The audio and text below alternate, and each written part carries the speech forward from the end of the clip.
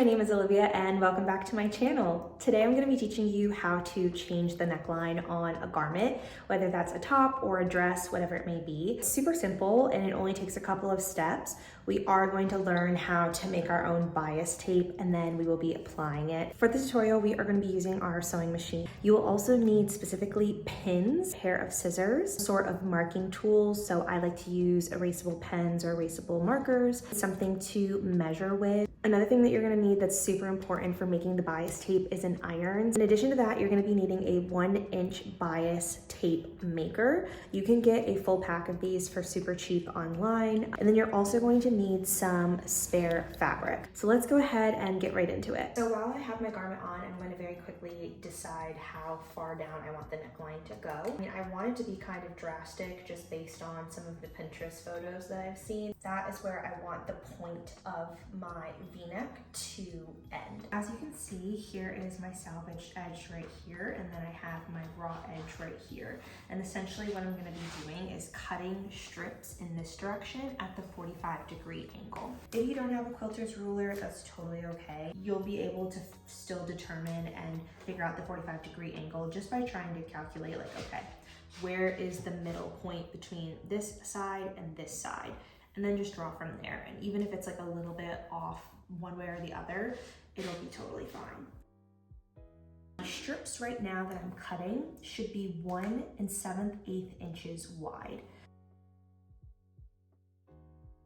So now I'm just gonna go ahead and use my ruler again to fill in these lines.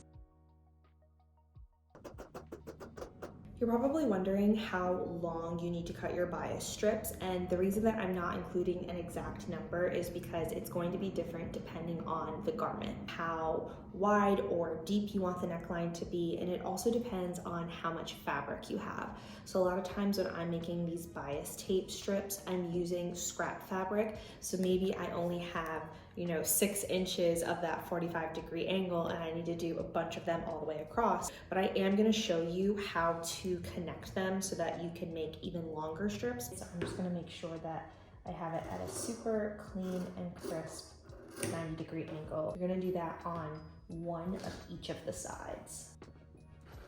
You are going to attach these strips to each other at a perpendicular angle. So you're just gonna lay down one going left to right and another one going top to bottom. And then you are going to pin it in place and you will sew a stitch across diagonally right here. Once you have attached your strips like so, you can go ahead and just cut off this seam allowance here. Press open this seam here so that it is laying flat.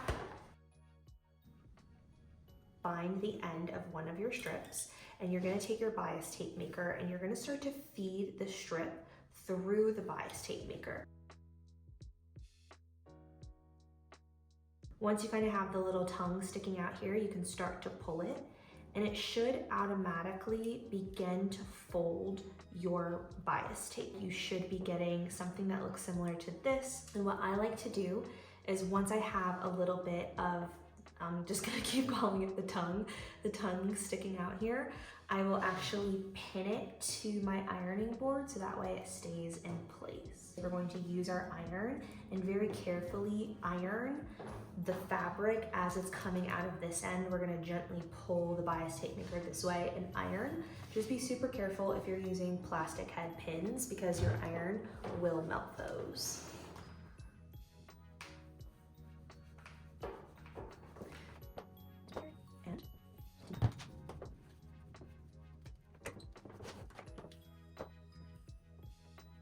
Now that we have our bias tape made, let's go ahead and set this to the side and we are actually going to start cutting our garment. I have it marked how deep I want the neckline to go on both the front and the back.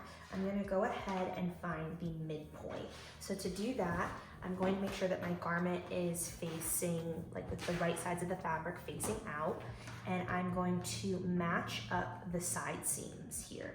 This is the front of my garment, this is the back of my garment. I'm just going to try to get it to lay as flat as possible. Wherever it folds is going to be the midpoint. I'm gonna do the same exact thing on the back.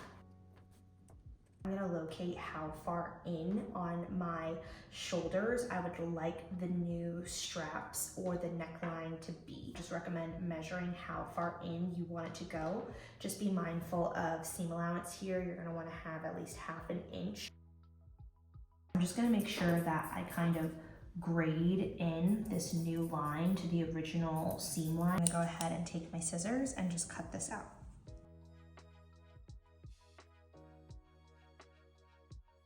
I want to make sure that my neckline doesn't stretch out at all, so I am going to do what we call a stay stitch, which is essentially just a straight stitch about ½ inch away from the neckline.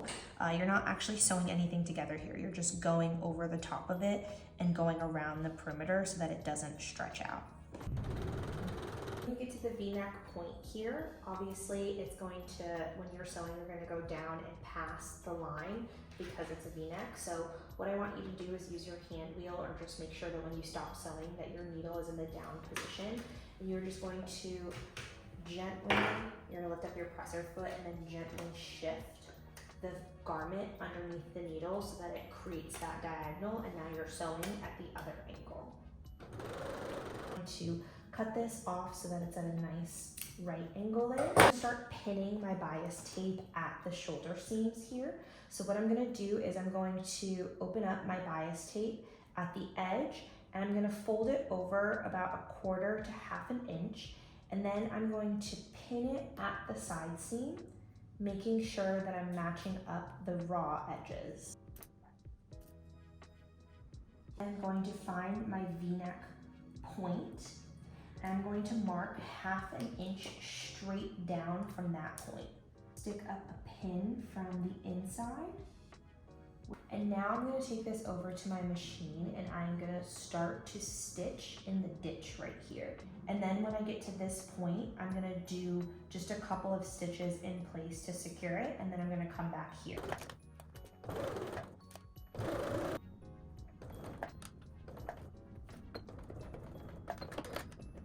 Now it is time to flip the bias tape for this V neckline. What I'm going to do is I'm going to open up my bias tape on the corner here, and I'm gonna hold it down where I just stitched, and I'm gonna fold my bias tape over so that it's going in the opposite direction.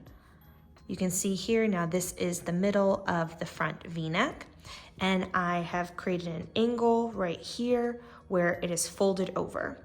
So now, holding everything in place, I'm going to flip my bias tape again to create another fold that matches up with the edge of the original bias tape that I made. So it will kind of create like this triangle type of situation.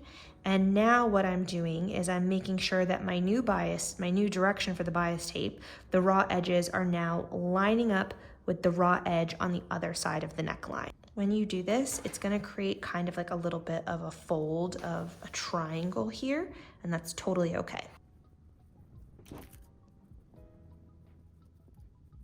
I am just going to start sewing where the last stitches ended. So again, starting right at the point here, but I know where that is because I marked it with my pin, and I want to make sure that I am sewing in the groove.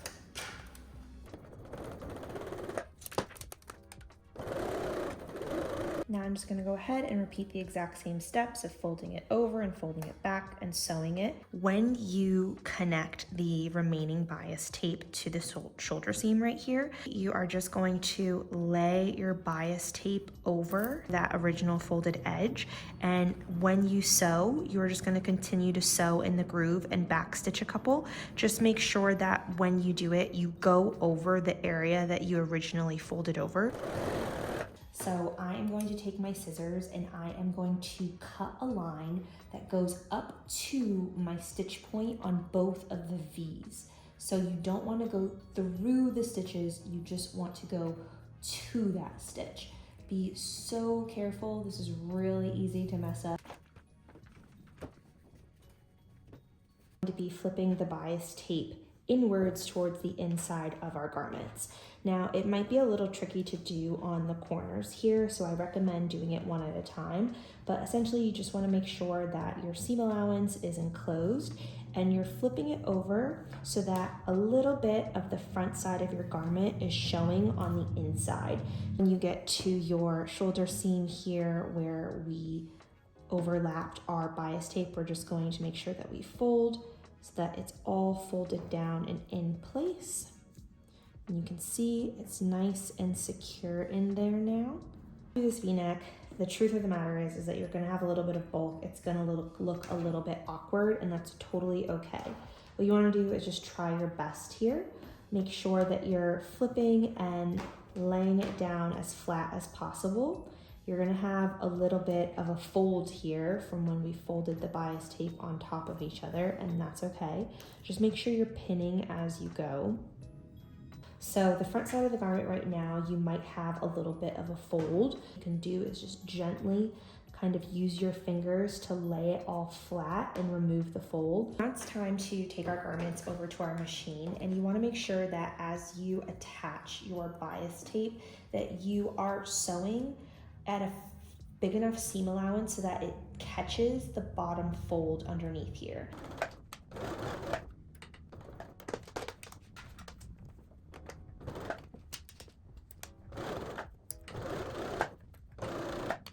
I'm just gonna go ahead and take this over to my iron and my ironing board, and I'm going to press it flat one more time just to make sure that everything looks really crisp, and then we're gonna try it on. Okay guys, this is the final reveal. I am so excited with how it turned out. Like I said, I was going for something super dramatic, like a very low V in both the front and the back. Simple, it looks very clean and professional. Let me know if you try out this tutorial. Let me know if you have any questions. Let me know what you would like to see next. Follow me on Instagram at @OliviaSews_. I will see you all next time. Bye.